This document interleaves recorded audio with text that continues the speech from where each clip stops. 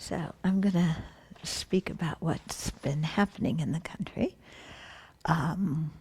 with the two deaths of two black men, one in Baton Rouge, Alton, what?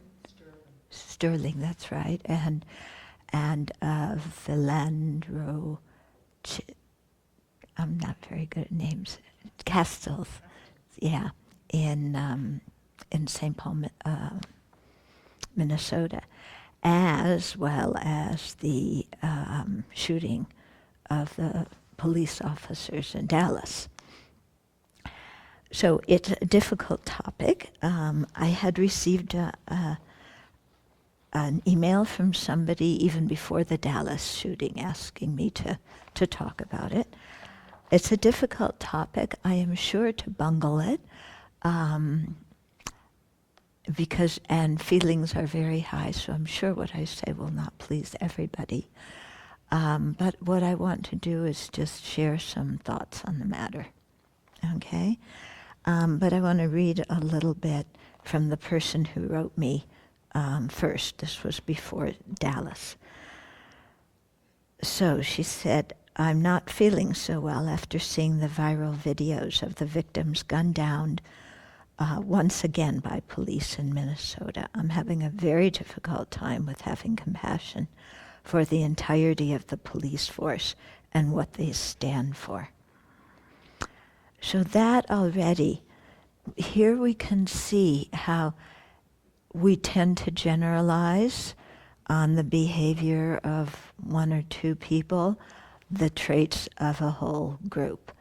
So whether it's people looking at the police officers and having a generalization, or people of color, or police officers, or anybody looking at people of color and having a generalization, the way we put everybody together.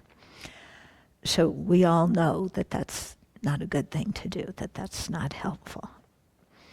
But our minds do it anyway, don't they? My question is, I guess, is that I am really struggling. The question I'm really struggling with is, how do you take it case by case when none of them stand up against each other when they are wrong? I didn't understand what that part means, but I take it to mean, how do you take it case by case when they all seem wrong? And you want to put them together as a whole. They always cover each other, especially in these areas concerning systemic racism. Police officers are not protecting and serving, they are maintaining status quo. So here again, you see going into the generalization based on the behaviors of a few people. Yeah, and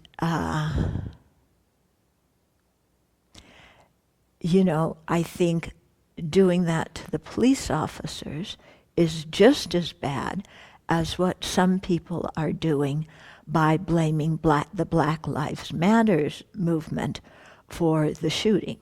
The Black Lives Matters movement, they didn't want that shooting. They weren't supporting it. They all ran away, for good reason. They don't want violence. So for people saying, Black Lives Matters caused the riot, caused the shooting in Dallas, that's totally incorrect.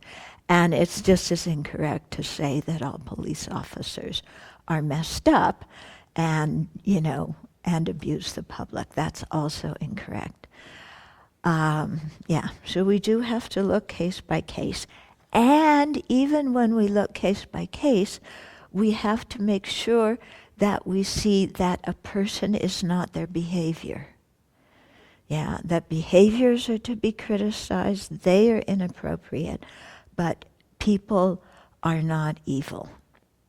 And I think that's the big thing that happens, is based on one or two actions, we think we know everything about somebody, and then that justifies whatever kind of behavior we choose or attitude we choose to have about them. And, we all know as sentient beings that we all have afflictions and we all have Buddha nature. Okay, I'm also pondering the mental attitude of someone who feels the need to be in a position of such power anyway. In my opinion, I feel like there is something already lacking that these individuals feel they need to make up for by having power and authority over others, to the point where serve and protect becomes kill and acquitted. Okay. Actually, I think the person who wrote this is white, not black. So yeah, it's an interesting thing, and not only looking at police officers, but prison guards also. And to remember that police officers, prison guards, what about U.S. soldiers? Yeah? Isn't this the same thing of wanting to have power over other sentient beings? Although it was interesting when I one time spoke at the Air Force Academy in Colorado Springs, some of the guys were telling me that they joined the Army because they wanted to benefit people and they wanted to spread good ideas and good values to other countries. And that was like such a shock for me. I never thought of anybody wanting to join the military for that reason. Yeah. The difficulty is that when you lack equanimity, then you want to spread peace and happiness and protection for your country, but not for other people who are deemed the enemy. In any case, there's many ways in which we hold power over others. Some, you have a weapon. Some is by your position, of authority, which could even be the principal of a school or a teacher with students or, whatever. There's many ways of having power. And power is a difficult thing, but we also have to look at people's motivation. Because just as I was so surprised, I can't tell you, when they were saying, we want to benefit sentient beings, and the government supports us in doing this and makes us possible for being a benefit to so many people in other countries, in our own country. And, they sounded almost like they wanted to get ordained because they wanted to benefit sentient beings, But like I said, it was certain sentient beings. There wasn't equanimity in there. So too, I think that people join the police force for many different reasons. We had one man here in the EML program a few years ago who was a police officer. He had been a ranger in the U.S. Army, and then, when he got out of the Army, he joined the police force. Now I think he's studying to be a chaplain, which I think is much more fitting for his personality, knowing him. In any case, I asked him why he became a ranger, and he said, if it was for power or glory or anything, and he said, I don't really know. I just thought it was cool to be able to do all those things, and I liked being physically fit. And he had no idea of what being an Army Ranger would actually entail and what he would have to do, And I think later when he joined the police force, it wasn't with a thing of having power or anything like that. It was just a natural career thing that you just do. So, it would be interesting to see why people join the police force. Now, I don't think we can generalize about that.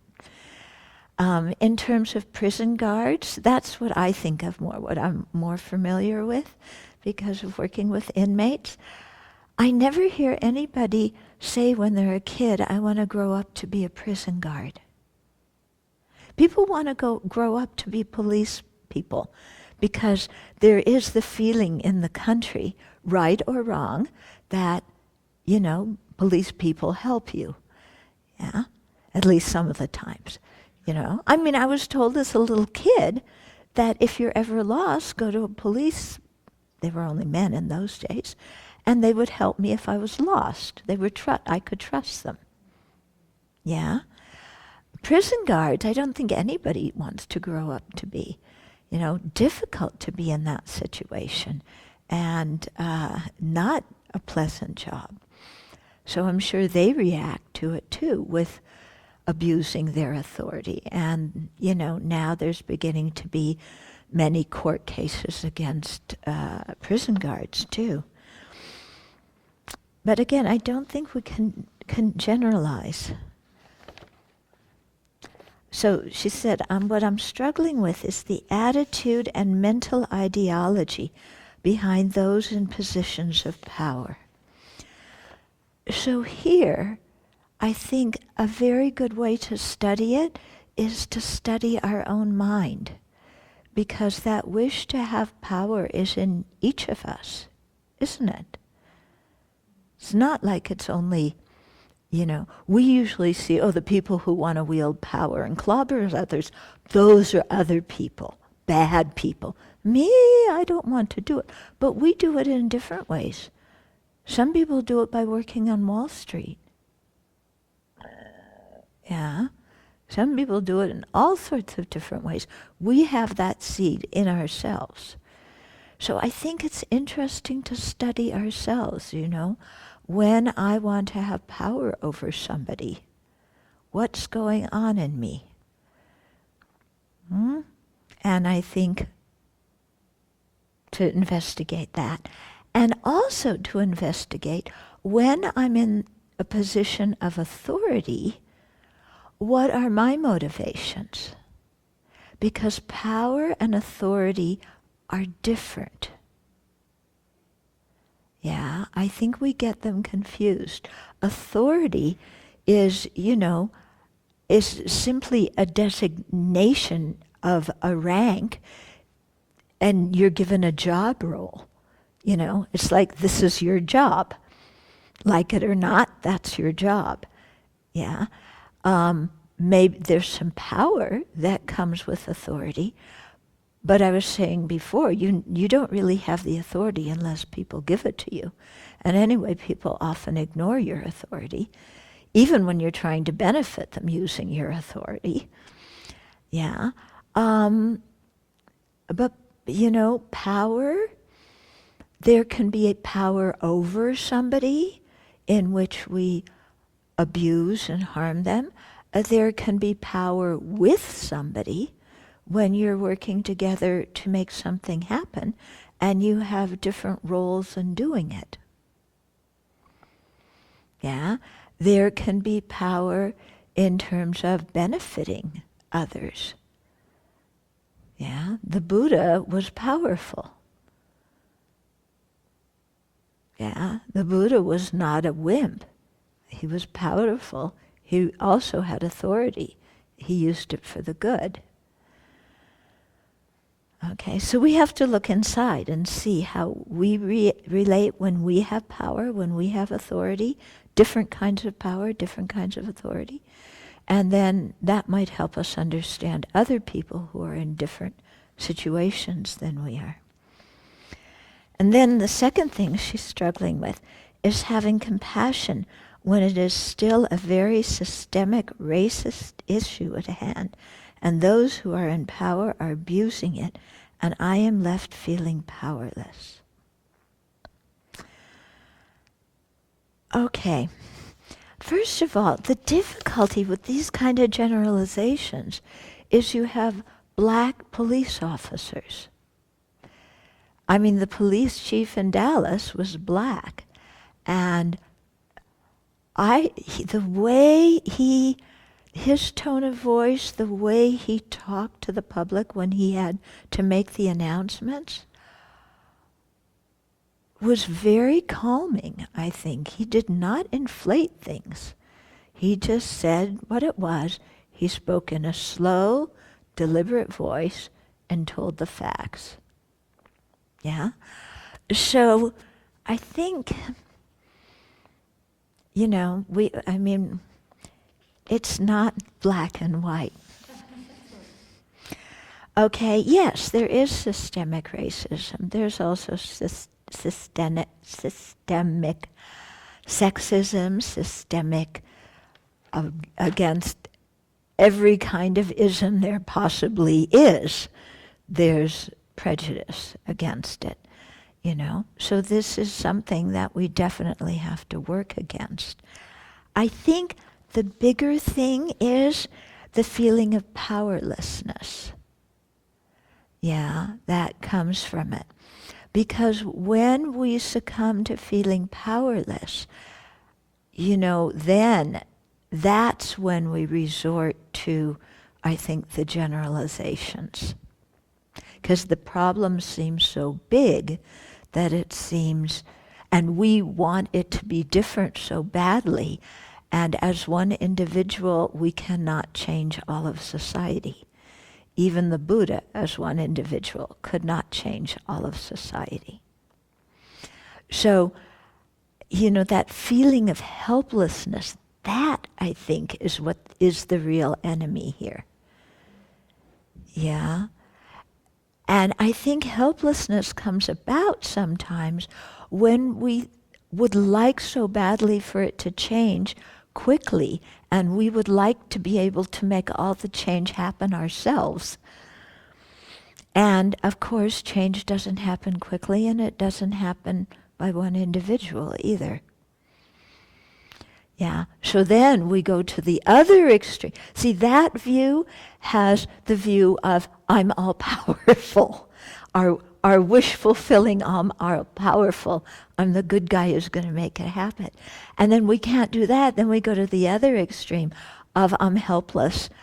It's hopeless. I can't do anything, you know, except sit and stew in my anger. And that doesn't do any good. So what I always come back to in these situations is that as one individual, I have to act within my capability as an individual. Okay? In other words, in the situation I am in, with the talents and abilities that I have, yeah, working on my prejudice, you know, as well as trying to change society. Yeah. But understanding that this is going to take time and it's going to take lots of people working together. Okay? And I really, you know, when I hear about young people not voting, yeah, even though, I mean, for poor people living in rural areas, and now with these laws that you have to have a government issued ID in order to vote, that's clearly discriminatory. But for young people who can easily register to vote when they get their driver's license, yet they don't vote, and then they feel helpless, yeah. Well, it's easy to think I have only one vote and there's how many registered voters? You know, my vote doesn't count. But it does count in the sense that if you get all your friends together, all your votes are going to make a difference. You know, and I think that's what we need to keep in mind in November. If we're unhappy with Congress and our representatives, that we vote for different people. We don't just stay at home and say Congress is messed up. Yeah, but we go out and vote, and we encourage our friends to vote, and we encourage everybody we know to register to vote.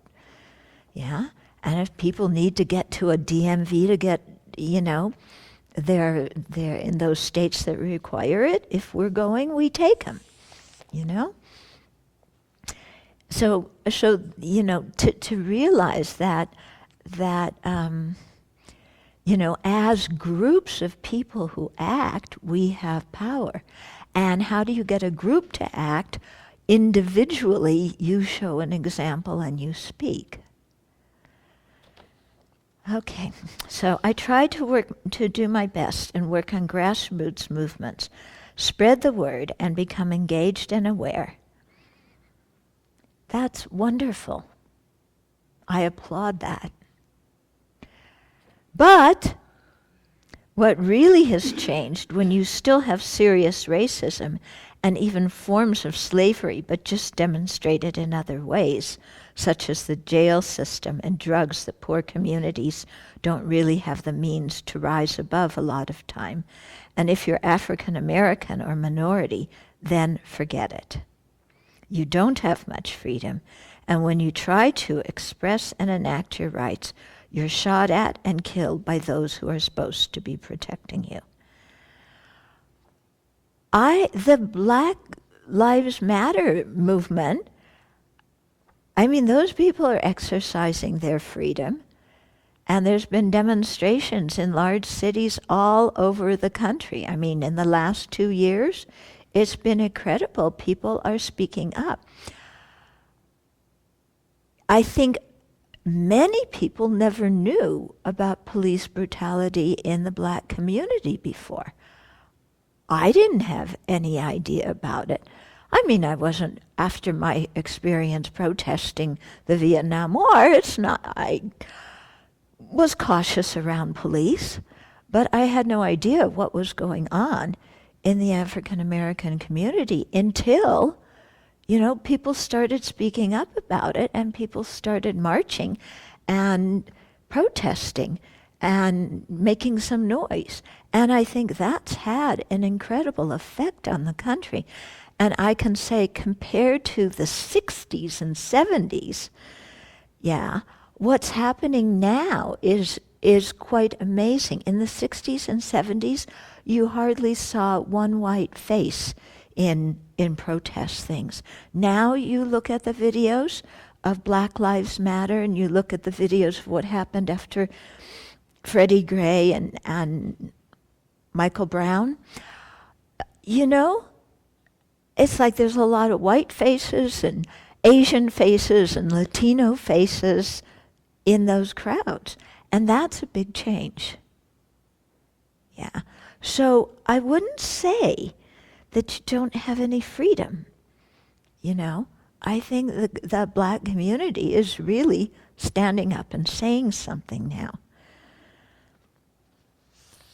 Not that everybody is hearing it in the way they want it to be heard, but some people are.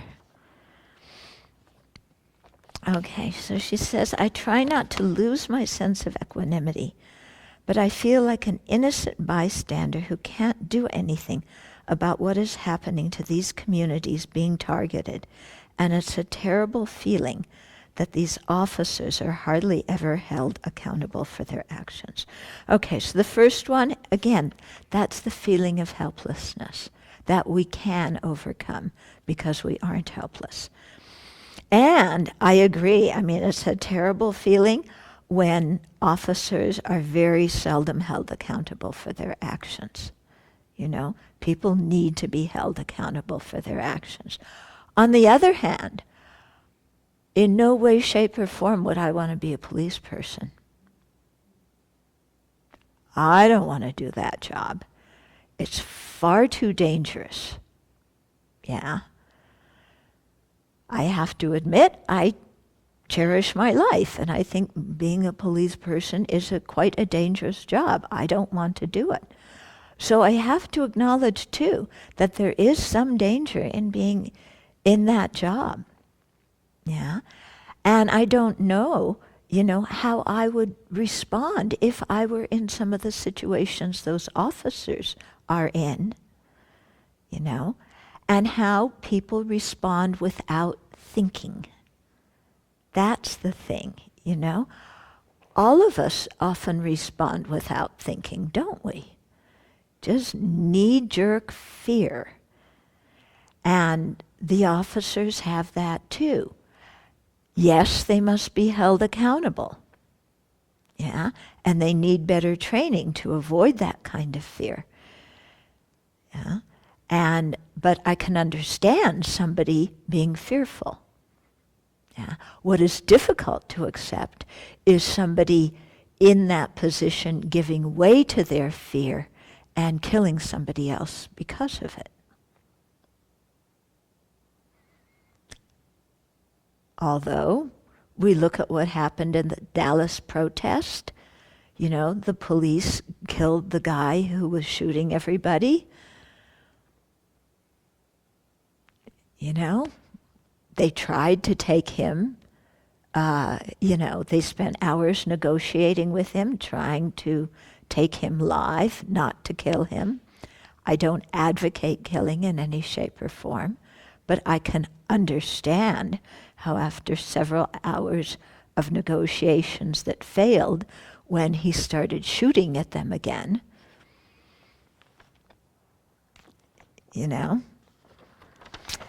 So how are we supposed to trust a system that is so corrupt and give people the same choices and freedoms when it obviously is not there? Will this ever end if nobody is standing up to this consistent violence? So that's the thing. We all have to stand up to the constant violence, don't we? Okay. And our country is in big problem now because nobody trusts the institutions. Not just the police. I think people don't trust Congress very much. Yeah? People don't trust Wall Street.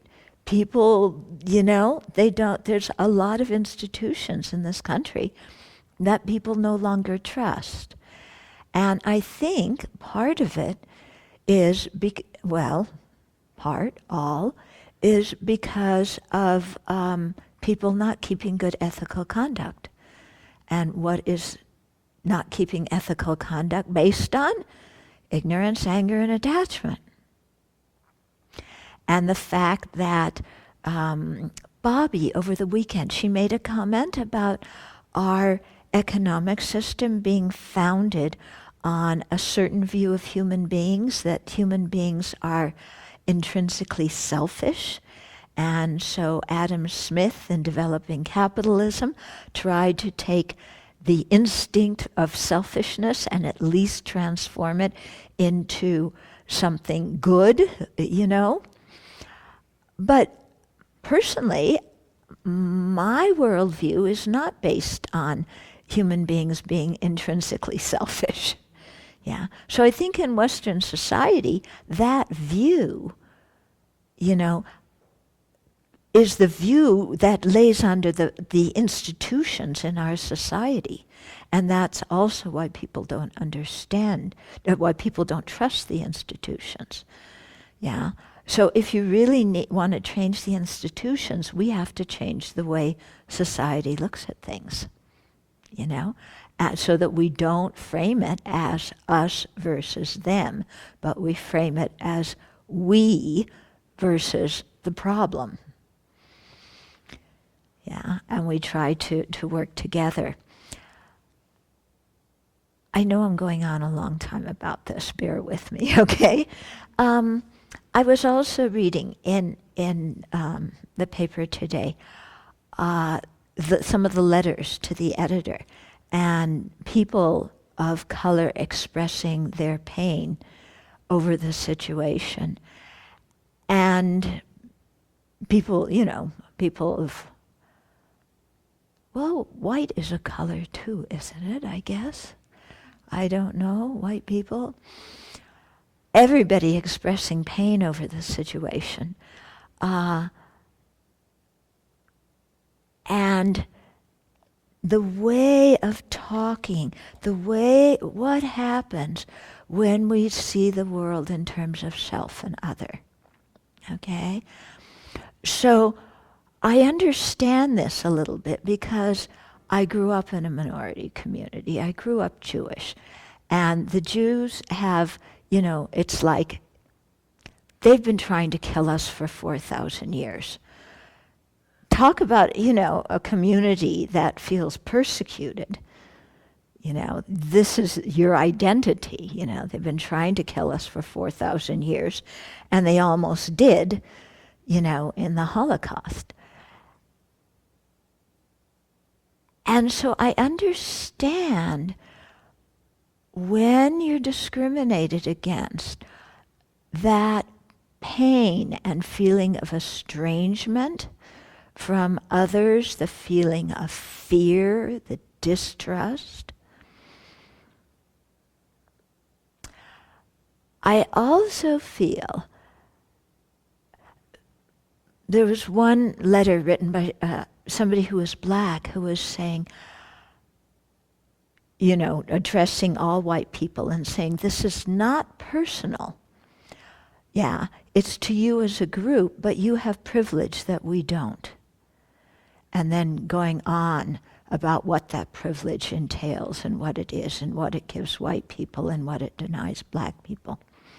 And she said, even if you didn't ask for this privilege, you have it, and you have to accept that and acknowledge it. Yes, accept it. Yes, acknowledge it. The blame, the feeling of blame is what I think some people react to. Yeah. It's like, I'm being blamed. Because in the letter she said, it doesn't matter how progressive you are, how many black friends you are, how much you march for Black Lives Matters, you still have privilege. And it was there, yes, that's true, but there was a feeling of blame in there. So, growing up Jewish, I understand the thing of like, yeah, it's us and them. And there's blame. Yeah. When you're on the other side and you're being blamed, it's like, can you look at me as an individual instead of as the member of a group? And then remembering, just thinking of how, we want,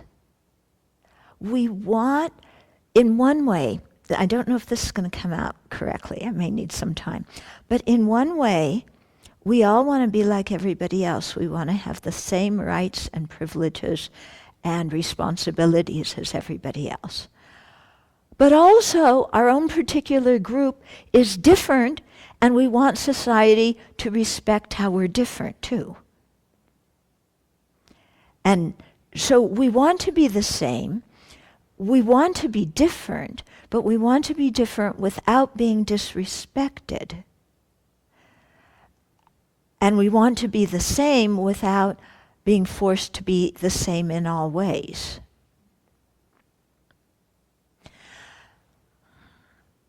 So this gets complicated, doesn't it?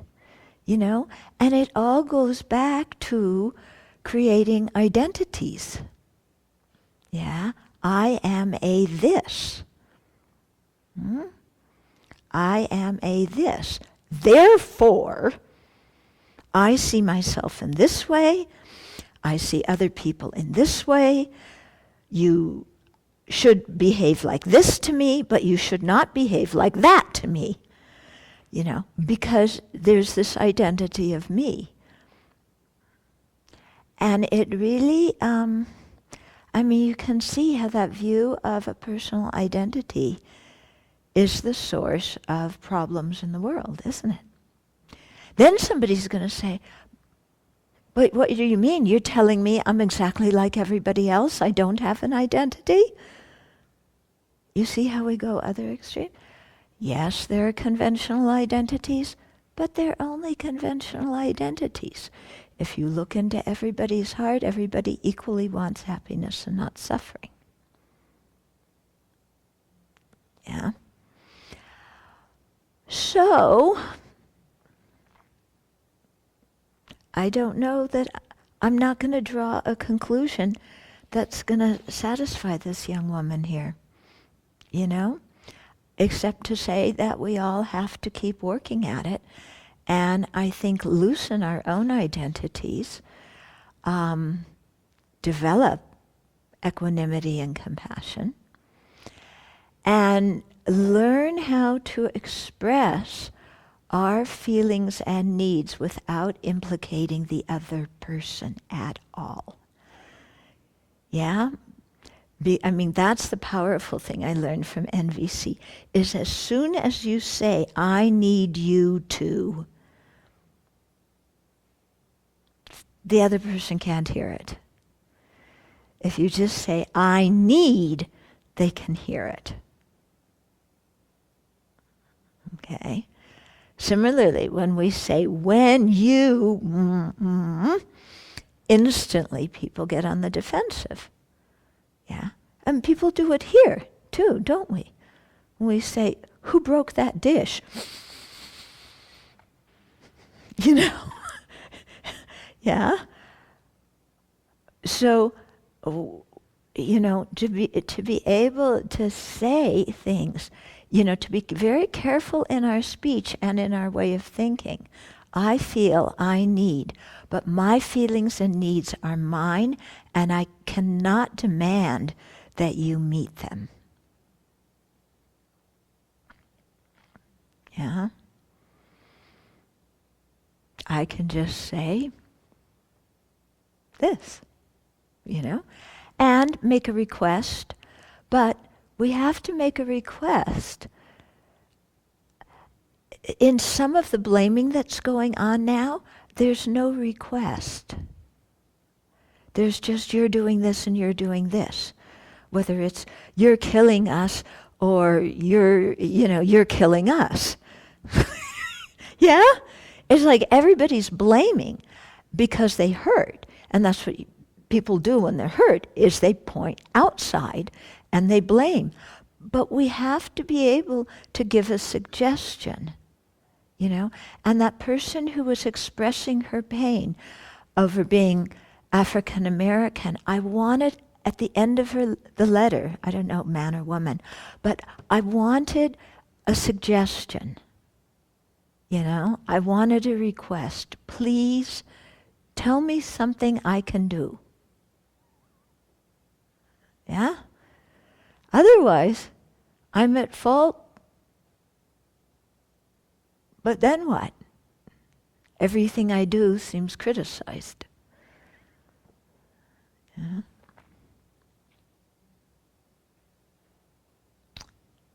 Okay. Did I make enough of a mess to offend people? I did? Yeah. Cheryl?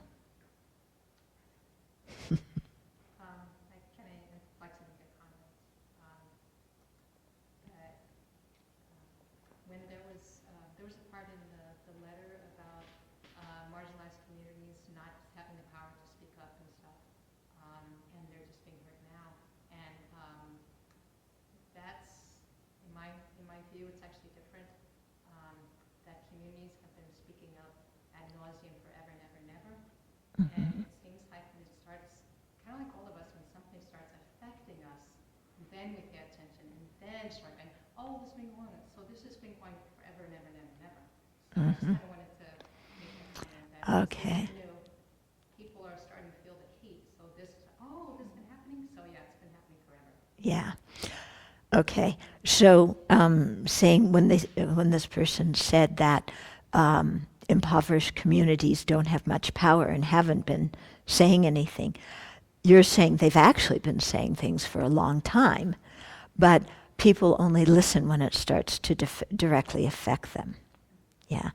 And I know for sure in terms of talking about drugs, you know, the drug situation, that is definitely for sure. You know, when it was crack cocaine in the African American community, what did they do? Arrest everybody, throw them in prison. Okay. When you have the heroin epidemic in the white community, what do? You put them in rehab. You know.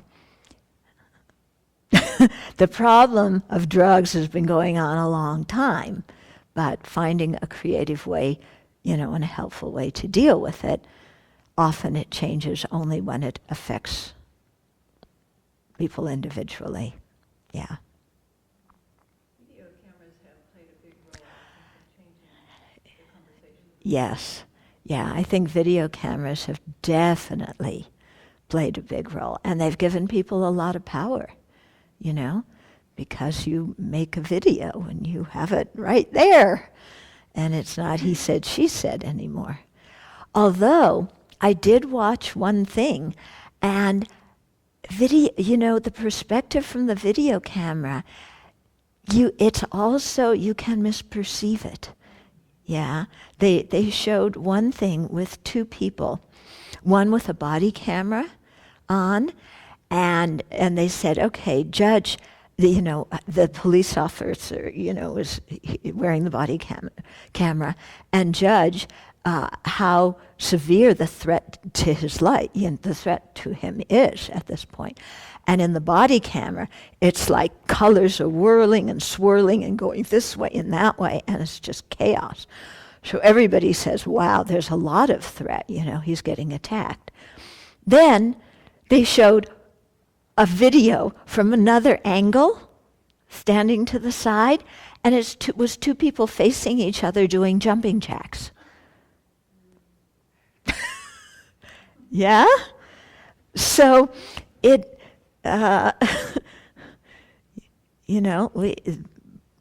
we videos have done a lot, and, they're not perfect. I think it's helpful to remember also that the access to guns in this country, I was thinking about if I was a police person, knowing about the types of weapons that are out there, Mm-hmm. a person would be freaked out all the time. Yep. So, it's important to remember that there's a problem in this country with these guns. Yep. That's not black, white, green, red, or purple. Yeah. Problem in this With country guns. Yeah. And I'm really hoping that comes out of this, that, it's a problem with guns. Because, how does the police feel when, people are walking around with AR-15s or other kinds of things, concealed or unconcealed, and the police are pulling somebody over for a traffic stop. And it did happen, I think, recently. The guy who was driving the car shot the policeman. So it's definitely a problem with guns, and that goes way, way beyond, what color people are, what institution they are from, and we need to do something about that. And I'm wondering, if what you said, Cheryl, if, when it starts affecting you, then they wake up. Now that it's seen that this guy had an automatic weapon and tons of magazines, not short magazines, but big magazines with bullets, yeah, and that maybe now people will say, oh, we should have assault weapons off the streets. They also kill our police officers. Yeah, duh. It's not just other people getting killed now, But definitely, yeah. The robot that they sent out to kill actually the Dallas killer, I found that also scary, that this is a kind of reaction police has to put in action now, that they send robots out to kill others. Robots. Yeah. And, we can fly to the moon. Why can't we send robots out and just set somebody to sleep in a sec? We do that with animals if they're dangerous in a city. Yeah. Interesting. Why couldn't the robot have been sent out to anesthetize the person rather than kill him? Good question. I was thinking about this after Venerable did her talk today, which was, I didn't know what was going on at the retreat. I'm thinking about how, this whole week, you never know. I'm not saying that they were perhaps bodhisattvas or not, but, and segueing in with Cheryl, that unfortunately, we have the shootings that are happening with Orlando and then with Charleston and on, and yet, unfortunately, I'm not saying it's okay by any means, but what it might take for our country is to see, a large amount of police people gunned down for people to go, okay, this isn't okay, because it didn't happen when it was in a movie theater. It didn't happen when it was color. It didn't happen when It meaning the police getting gunned down. Uh-huh. something about the magnitude of the role of police that Yeah. gets people that I view as being far right conservative Involved. to go, oh, this is a problem. This is a problem. Exactly. I'm not saying, but I'm thinking, wow, Yeah. this is pretty powerful. Right. And it also refutes the NRA thing saying all you need is a good guy with a gun to get rid of a bad guy. You had a department full of good guys with guns. And look at how many people were wounded or dead. I mean, just that whole visual. Yeah. And this needs to be brought out. People need to say this more. I think that it's just going to perpetuate more hate and anger. When cops approach people now, they're going to be more afraid. Yeah. Escalates things. Yeah, this is, we're at the tipping point right now where you have some people really using this as an example to justify their own hatred and create more hatred, And so, and you see some voices in the community doing this. I mean, the Texas Attorney General said that the Black Lives Matter people were hypocrites because when they need help, they call the police, but they're out protesting the police. It's like, sir, this comment is not called for, is not effective. Please stay quiet. That's in my nice voice. But maybe, you can have a few people start speaking up who might normally be on this side, start speaking up about people getting along. Even Paul Ryan, he sounded like a reasonable human being. I had kind of lost all respect for him in the last few months, but he sounded reasonable in what he said, So if we can get more people like this, and Dear Donald has been blessedly quiet. Although, he said we need law and order, but what else is he going to say?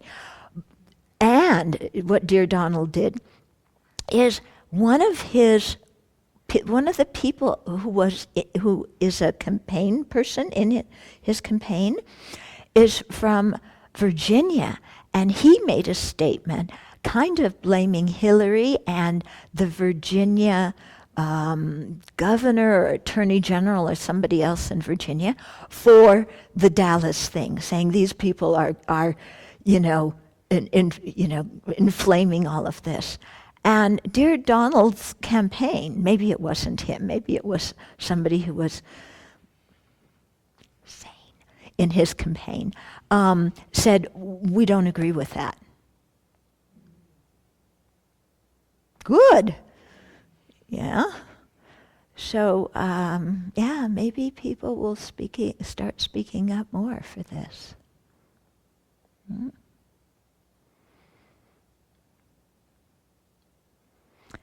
That's what we're doing here.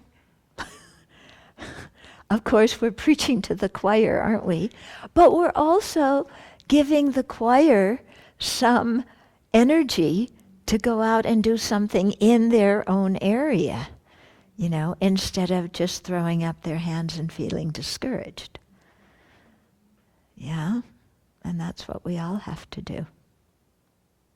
We are together, so it's not an individual who's leading of the program, so you're kind of encouraging us together too. Yeah, all of us together to do things. Yeah? Mm-hmm. Yeah, just wanted to add something about people throwing up their hands saying they can't do anything. Yeah. That kind of relates back to the point that people kind of, if you would say, had the luxury of throwing their hands up and saying, oh, little me can't do anything. Yeah. Because it wasn't directly affecting them, so it kind of ties back to that. Yeah. Yeah, that's a very good point, that when we get discouraged and helpless and say, I can't do anything, that's kind of relating back to it isn't affecting me strong enough to mobilize me to do something. Yeah. So we can't, I mean, that's why I spoke about going out and voting. At least that, or join some of the marches, or whatever, write letters to your local newspaper, or whatever.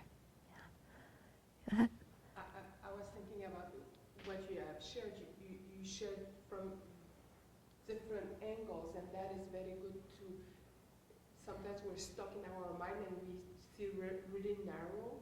Mm-hmm. We don't think of all the other things. But there's a lot of different things in this Yeah. country. Yeah. And this is food for thought. Yeah. Yeah. To think that Yeah, all to look at all the different things. Because I think now of, like I told you when we had that man here who was a police officer, and, he was a really big guy. But I thought, it doesn't matter if you're big or small, guns kill everybody equally, and you can get shot easier when you're big because there's more body space. The guy doesn't have to be such a good shot. But I thought, what happens if you're pulling somebody over because they're speeding? And are you afraid that they have a gun? Yeah? There are 30 million guns in this country. Yeah. 30 million guns. No, That might be no, yeah. Yeah, there's almost enough for one per person in this country. So maybe 300 million guns, Yeah. I just wanted to say I really appreciate you zooming in on this feeling of helplessness and how we respond to it, because people are feeling helpless on both sides, right? Yeah. Police are feeling helpless. And I'm saying that because I used to really be very angry with the Singapore police when I found out they were making low-wage migrants who were abused drop their cases because they don't want to deal with the paperwork. It's a really long process. Better to ship them home. But as I've made friends with police people and I've worked with the police and the government, you see that part of this huge bureaucracy, the way they're trained, the feeling of helplessness too when you're face to face with death every day. I had friends who, they carry pages that just tell them what case is coming up. All the time they're carrying with them this like, oh, who got killed, who got shot, or whatever. Like, that's how they're trained. So that helped me understand, like, it's not to be angry with the whole police force, to see there are so many factors at play. Yeah. And the individuals. Yeah. And the fact is that we value all life. It doesn't matter whose it is. Yeah, that's the bottom line. Okay.